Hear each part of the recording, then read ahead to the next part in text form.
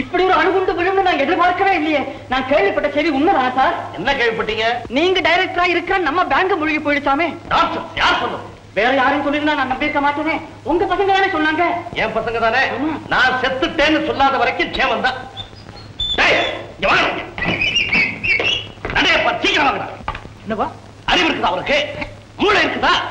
மட சாம்பிராணி இவர்கிட்ட போய் நம்ம பேங்க் திவால் ஆயிடுச்சுன்னு சொன்னீங்களா? ஆமாப்பா, கொஞ்சம் கூட சிரிக்காம சொன்னோம். எதுக்குடா அப்படி சொன்னீங்க? நாங்க அப்படி சொல்லலைன்னா இப்ப இப்படி வந்து உட்கார்ந்து உங்ககிட்ட அவர் பேசிட்டு இருக்க முடியாது. அப்பா, இவர் விக்கல்ல சிக்கிட்டு தவிச்ச தவிப்பு இருக்குதே. தண்ணிய குடுக்குறாங்க நிக்கல, மோர குடுக்குறாங்க நிக்கல, காபிய குடுக்குறாங்க நிக்கல, கண்டன குடுக்குறாங்க நிக்கல. கடைசியா இப்படி ஒரு அதிர்ச்சியை கொடுத்தோம். அதிர்ச்சியில மூச்சை நின்னு போயிருந்தா? நிக்கலையே, மூச்சு நிக்கலையே, விக்கல் தான் நின்னுச்சு. எங்க சமயோஜித புத்தி அப்ரிஷியேட் பண்ணாம இப்படி திட்டினா எப்படி வா? போவா. பாத்தீங்களா, இந்த கஷ்டத்தை நீங்க இன்னைக்கு ஒரு நாள் தான் அனுபவிச்சீங்க. தினம் அனுபவிக்கிறேன் சார். எனக்கா பரிதாபப்பட்டு இவங்களை மன்னிச்சு நீங்க போயிட்டு வாங்க. ஏன்பா இப்படிதான் செய்யறதா? இது நல்லா இருக்கா உங்களுக்கு? இன்னொரு தடவை விக்கல் வந்தா இன்னொரு பேங்க் திவா. நான் வரேன் சார்.